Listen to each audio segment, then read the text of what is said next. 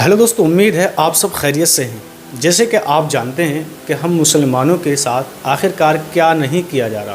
तो दोस्तों, इसके माध्यम से मैं इस वीडियो के आपको बताने की कोशिश करूंगा कि जैसे कि आप देख रहे हैं आए दिन सोशल मीडिया पर आखिरकार क्या देखने को नज़र आ रहा है।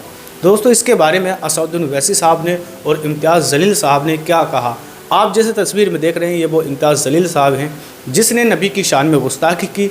आखिरकार वो अपनी एक बड़ी रैली को लेकर महाराष्ट्र पहुंचते हैं और आखिरकार आप ज़रूर जानते हैं कि महाराष्ट्र रैली से हर कोई इम्तियाज़ जलील साहब को जानता है। लेकिन अभी आपने देखा होगा जैसे कि अभी उपचुनाव हुआ था जहां से महाराष्ट्र से इम्तियाज़ जलील साहब हार चुके थे। आखिरकार उसका क्या फ़लसफ़ा था वो मैं आपको वीडियो में बाद में बताने की कोशिश करूँगा। लेकिन दोस्तों, वीडियो छोड़कर न जाएँ, वीडियो को पूरा ज़रूर देखना। आखिरकार मैं अपने उन मुसलमानों से कहने की कोशिश कर रहा हूं कि उनको समझाने की कोशिश कर रहा हूं कि आप जो भी काम करें कानून के तौर से काम करें और जो भी कानून की गाइडलाइंस हो उसको मानें। लेकिन दोस्तों, आपने देखा होगा कि किस तरह से मुसलमानों पर जुल्म किए जा रहे हैं। आखिरकार इसमें हमारे मुस्लिम सांसद लीडर असदुद्दीन ओवैसी साहब, आखिरकार आपने देखा होगा कि कोई भी मसला अगर होता है तो उस पर असदुद्दीन ओवैसी साहब ज़रूर बोलते हैं। इंशाअल्लाह ऐसा ही होना चाहिए कि हम खुद असदुद्दीन ओवैसी साहब के साथ हैं और बहुत से लोग असदुद्दीन ओवैसी साहब को बहुत ज़्यादा सपोर्ट करते हैं। इसी दौरान ये भी बताया जा रहा है कि इम्तियाज़ जलील, जैसे कि एक नया चेहरा सामने निकल कर आता है इम्तियाज़ जलील साहब का, तो उसमें आपकी क्या राय है कमेंट करके ज़रूर बताना। और इम्तियाज़ जलील साहब ने आखिरकार हम मुसलमानों के लिए क्या नहीं करा। तो दोस्तों, आपने देखा होगा कि किस तरह से दरगाह हो या मज़ार हो या मस्जिद हो, इसको लेकर बवाला सोशल मीडिया पर मचा हुआ है। और आखिरकार आपने देखा होगा कि किस तरह से सोशल मीडिया पर आए दिन वीडियो पोस्ट हो रही हैं। तो इसके बारे में मैं आपको बताने की कोशिश करूंगा कि जैसे कि आपने देखा होगा अभी संभल हिंसा को लेकर 5 जनों ने अपनी जान गंवाई। अल्लाह ताला उनको जन्नत नसीब फरमाए। आप कमेंट ज़रूर कर सकते हैं दोस्तों, लेकिन मैं आपको यही बताने की कोशिश करूँगा इस वीडियो के माध्यम से। अब फ़िलहाल उस हिंसा को छोड़ते हुए एक अजमेर दरगाह में, आखिरकार अजमेर को कौन नहीं जानता। आखिरकार अगर आप ऐसा नहीं जानते तो आप KGN के नाम से तो ज़रूर जानते हैं।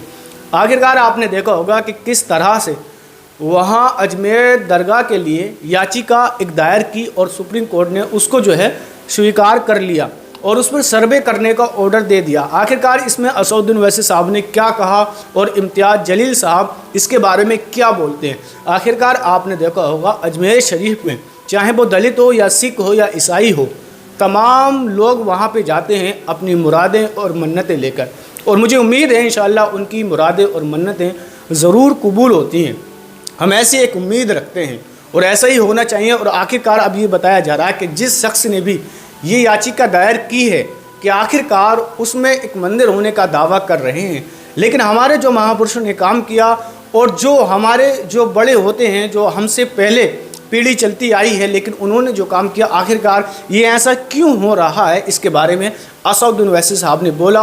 और इम्तियाज़ जलील साहब ने भी बड़ा ही शानदार बयान हम मुसलमानों के लिए दे चुके हैं। और इसमें आपकी क्या राय है, आप सुनकर ज़रूर बताना। और आखिरकार मैं अपने कुछ मुसलमानों से ये कहने की कोशिश करूँगा कि आप जहाँ भी हैं सेफ रहें। तो पार्टी बनाया तो नरेंद्र मोदी की सरकार उसको बोलेगी कि वो दरगाह है ही नहीं है। प्लेसेस ऑफ वर्शिप एक्ट तो इस्तेमाल ही नहीं हो रहा। लोअर कोर्ट आखिर प्लेसेस ऑफ वर्शिप एक्ट को क्यों नहीं सुन रही है। आप हर जगह पर जाकर बोलेंगे नहीं यहाँ पर मस्जिद नहीं थी, यहाँ पर दरगाह नहीं थी, यहाँ पर कुछ और था, तो फिर कल कोई मुसलमान जाएगा, कोई बोल दे जाकर के नहीं यहाँ पर ये नहीं था, यहाँ पर वो था। कहाँ रुकेगा फिर ये?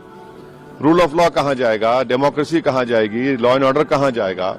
हमने देख लिया संभल में 5 लोगों ने अपनी जान गंवा दी। इतना बड़ा गड़बड़ हो गई, वहां पर वायलेंस हो गया। तो ये तो देश के हित में नहीं है। जो सियासत नरेंद्र मोदी और RSS कर रही है उससे देश कमजोर हो रहा है, उससे भाईचारगी कमजोर हो रही है, रूल ऑफ लॉ कमजोर हो रहा है। अब तो इनको जवाब देना पड़ेगा।